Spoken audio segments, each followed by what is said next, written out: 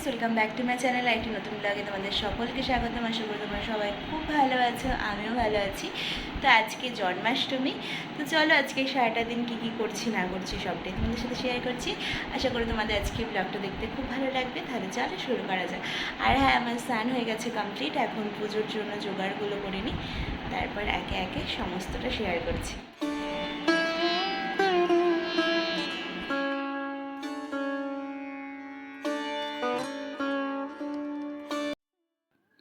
ভগবান না চাইলে কোনো কিছুই সম্ভব না। ঠিক সেই রকমই এই গোপু সোনার জন্মদিন পালন করতে পারবো, এটাও ভগবানের দয়া না থাকলে সত্যিই সম্ভব হতো না। আজকে গোপু সোনার জন্মদিন। আজকের দিনটা কিন্তু এক অন্য রকম অদ্ভুত অলৌকিক সৌন্দর্যে ঘেরা, তাই না? তো যাদের বাড়িতে গোপাল আছে তারা কিন্তু রিলেট করতে পারো যে গোপাল মানে বাড়ির একজন অন্যতম ছোট্ট সদস্য। আর আজকে সেই বাড়ির ছোট্ট সোনারই জন্মদিন, তাহলে এটা কতটা আনন্দের, তাই না? আর এখানে দেখো তাল নিয়ে শুরু হয়ে গিয়েছে আমার যুদ্ধ। এভাবে নিজে একা একা তাল মানে এই প্রথমবার আমি ঝুলছি। সবটাই মায়ের কাছ থেকে দেখা, ওইভাবে আর করা হয়নি, কিন্তু আজকে না, সমস্তটা নিজে হাতে করব বলেই ভেবেছি। অপু সোনাকে যেটুকু যেভাবে পারি সেভাবেই দেব। আর সব কিছুই কিন্তু মনের উপর নির্ভর করে, তাই না? তুমি আড়ম্বর বলো, যাই বলো না কেন, মনের ভক্তিটাই চরম। ভক্তি ভরে তোমার আরাধ্যকে তুমি যা দেবে, সেই কিন্তু সেটাই গ্রহণ করে, এটা আমার বিশ্বাস। তারপর দেখো অনেক কষ্ট করে এই তাল ছাড়াচ্ছি, তালের খোসা ছাড়াচ্ছি, সেখান থেকে এই এক বাটি তালের রস বের করে নিয়েছি। আর তাল গোপু সোনার জন্মদিন আর তাল ছাড়া তো ইনকমপ্লিটই বলতে পারো। তারপর এখানে তালের বড়া করছিলাম, আর বড়াগুলো সাইজ করে দেখো এক একটা এক এক রকম সাইজের হয়েছে, শুধু তোমরা ইগনোর করো। আর আমি যেভাবেই পারছি সেভাবেই করার চেষ্টা করেছি। তারপর এখানে তালের বড়াগুলোকে ভেজে নিচ্ছিলাম, তারপর করে নিয়েছিলাম লুচি, মালপোয়া আর হলো সুজি। তো একে একে সমস্তটা করে নিই, তারপর সমস্ত আয়োজন সেরে তোমাদের সামনে আবার আসছি।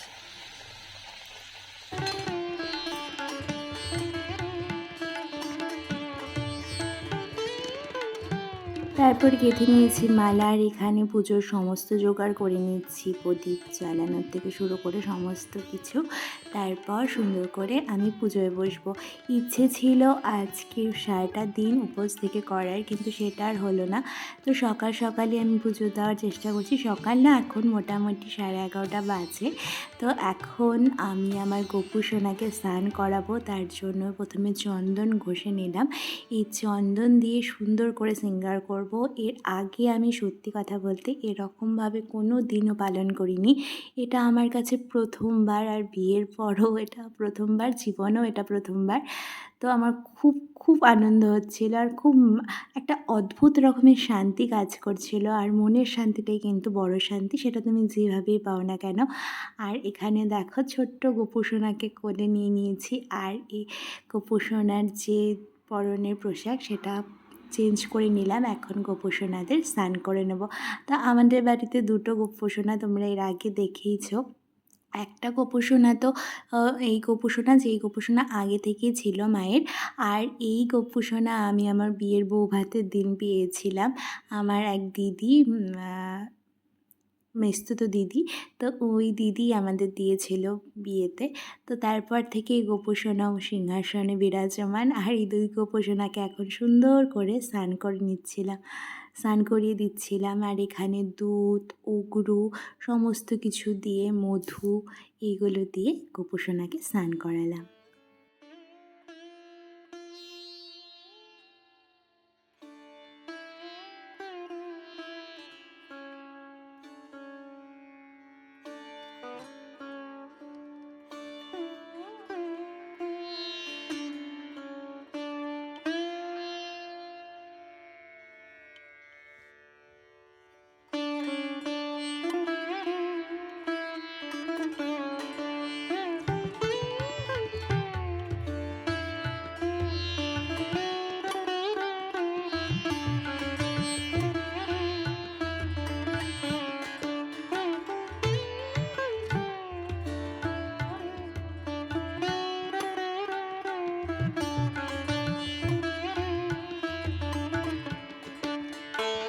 গপ্পু সোনাদের স্নান করানো কমপ্লিট। এখন গপ্পু সোনাদের জন্য নতুন যে জামা আনা হয়েছে সেই নতুন জামা পরিয়ে দেবো। তারপর গপ্পু সোনাদের সুন্দর করে আমি আমার মনের মতো করে সাজিয়ে নেব।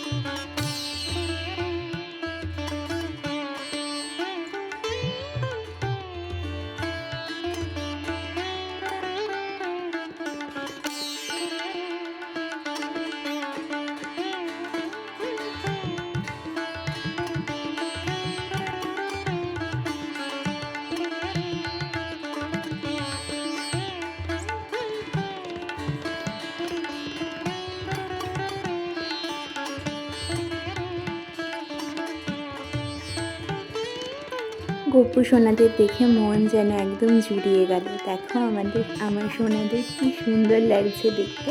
তারপর যে বাকি ঠাকুর ছিল, শিব ঠাকুর, সমস্ত কিছুই এখন করে নিই।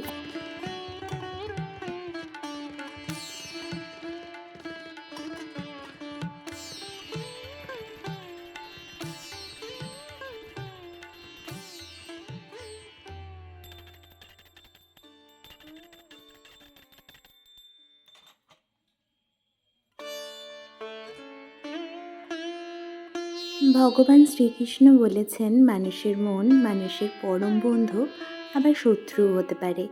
মনকে অর্জন করতে অনুশীলন, ধ্যান আর আত্মসচেতনতার দরকার, যার দ্বারা মনের ওপর আধিপত্য স্থাপন করা যায় আর সফল হওয়া যায়।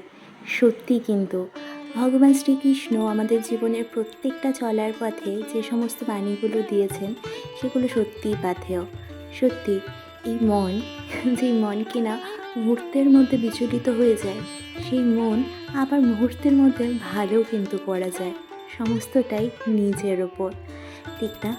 যেমন এই সুন্দরভাবে ভগবানের আরাধনা করার পর মনটা কতটা ভালো হয়ে যায়। আর দেখো পুরোটা পুজো সম্পূর্ণ হওয়ার পর সমস্ত কিছু মিলে কি অদ্ভুত মায়ার পরিবেশ সৃষ্টি হয়েছে, তাই না? তাই তোমাদের সাথেও একবার ভাগ করে নিলাম।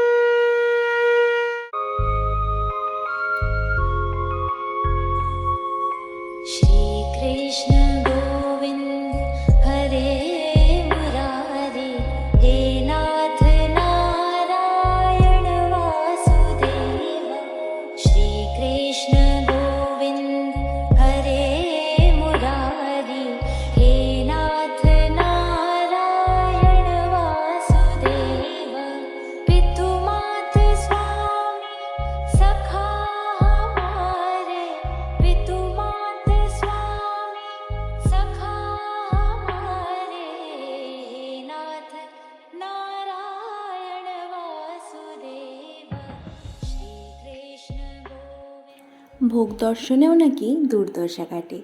চলো তোমাদের এই ভোগ দর্শন করিয়েই আজকের এই সুন্দর ব্লগটাকে শেষ করা যাক। শ্রীকৃষ্ণ তোমাদের সকলকে ভালো রাখো, সবাই সুস্থ থেকো, ভালো থেকো। দেখা হচ্ছে অন্য একটি ব্লগে। টাটা।